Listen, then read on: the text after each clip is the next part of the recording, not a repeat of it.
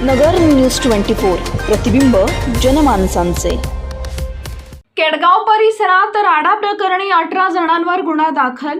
अहमदनगर शहरातील केडगाव परिसरात जागेच्या वादातून भाजप पदाधिकाऱ्यास पठारे टोळीनं जीवे मारण्याच्या उद्देशानं हल्ला केल्याची घटना घडली आहे। जखमी भाजप पदाधिकारी निलेश भाऊसाहेब सातपुते केडगाव जिल्हा तालुका अहमदनगर यांनी कोतवाली पोलीस ठाण्यात फिर्याद दिली आहे।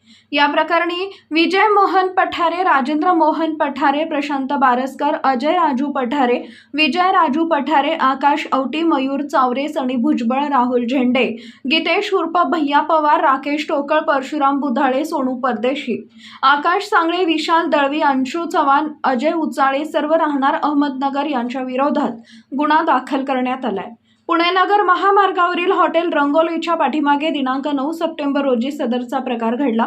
फिर्यादी यांच्या जागेवर बांधलेल्या अवैध बांधकामांबाबत दिलेल्या तक्रार अर्जाचा राख मनात धरून आरोपी टोळीनं कट रचून जीवे ठार मारण्याच्या उद्देशानं घातक हत्याराने फिर्यादी यांच्यावर हल्ला केला।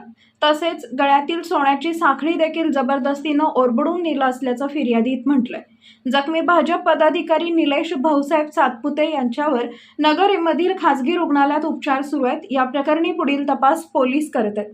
प्रतिनिधी निलेश आगरकर, नगर न्यूज अहमदनगर। नवीन बातम्या आणि ताज्या घडामोडींसाठी आजच आपल्या चॅनलला सबस्क्राईब करा